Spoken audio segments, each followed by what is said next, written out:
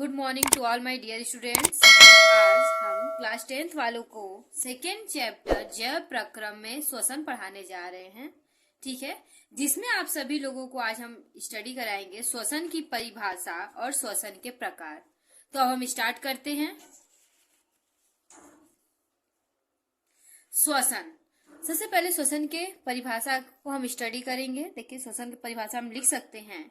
श्वसन एक विशेष प्रकार की जैविक प्रक्रिया है। श्वसन क्या है? एक विशेष प्रकार की जैविक प्रक्रिया है जिसमें बाहरी वातावरण से ऑक्सीजन को क्या कहते हैं? O2 शरीर की कोशिका में पहुंचाता है।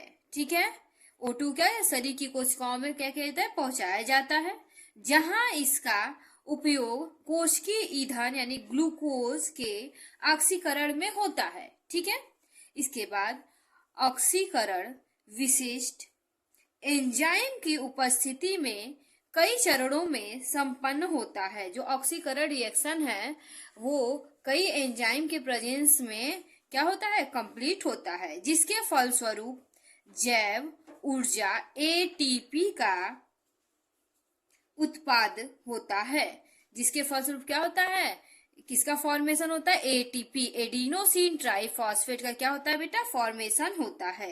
इस अभिक्रिया में उत्पन्न carbon dioxide it means CO2 को शरीर से बाहर निकाल दिया जाता है। CO2 जो होता है वो हमारी बॉडी के लिए हार्मफुल होता है, तो उसको क्या कहता है? शरीर से बाहर निकाल दिया जाता है।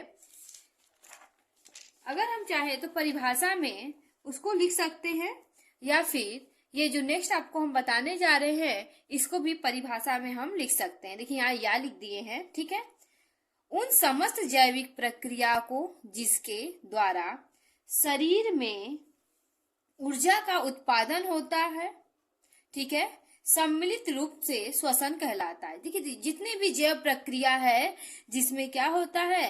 शरीर के लिए ऊर्जा का फॉर्मेशन होता है। ऊर्जा का फॉर्मेशन जब होगा तो सम्मिलित रूप से पूरा फॉर्मेशन जो हो रहा है उसको सम्मिलित रूप से क्या कहेंगे? हम श्वसन कहेंगे। ठीक है, अब नेक्स्ट पढ़ेंगे श्वसन के प्रकार, टाइप्स ऑफ रिस्पायरेशन। ठीक है, श्वसन दो प्रकार के होते हैं। Respiration are divided in 2 parts. Okay, first है अवायवीय श्वसन। अवायवीय श्वसन को अनाक्षी श्वसन भी कहते हैं और इंग्लिश में इसे एनएरोबिक रिस्पायरेशन कहते हैं बेटा। ठीक है, सेकेंड पॉइंट, वायवीय श्वसन। वायवीय श्वसन को अक्षी श्वसन भी कहा जाता है, इसको एरोबिक रिस्पायरेशन कहा जाता है। अब हम पहला पढ़ेंगे अवायवीय श्वसन यानी अनाक्षी श्वसन, जिसे हम क्या बोलते हैं? Anaerobic respiration.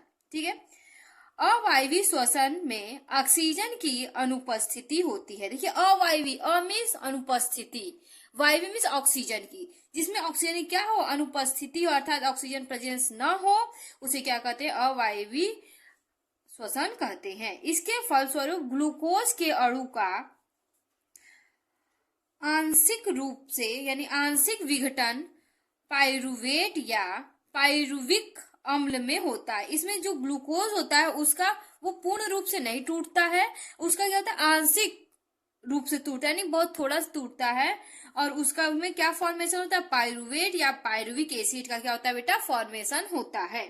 अब हम पढ़ेंगे वायवीय श्वसन, जिसे अक्षीय श्वसन कहते हैं, एरोबिक रिस्पायरेशन भी कहा जाता है। ठीक है, देखिए, वायवीय श्वसन में ऑक्सीजन की उपस्थिति होती है। वायवीय श्वसन मीन्स वायु की उपस्थिति में जो श्वसन हो, तो इसमें क्या होगा? ऑक्सीजन के प्रेजेंस में क्या होगी? श्वसन होगी, जिसके फलस्वरूप पाइरुवेट का पाइरुवेट का पूर्ण विघटन हो जाता है। पाइरुवेट पूरे रूप से क्या होगा? टूट जाता है। यह प्रक्रिया माइटोकॉन्ड्रिया में होता है। ये पूरा प्रोसेस किसमें होता है बेटा? माइटोकॉन्ड्रिया में होता है। आपके श्वसन का ये फर्स्ट लेक्चर था। सेकेंड लेक्चर नेक्स्ट अपलोड किया जाएगा, जिसमें वायवीय श्वसन और अवायवीय श्वसन को हम लोग अंतर के रूप में स्पष्ट करेंगे। Okay, thank you.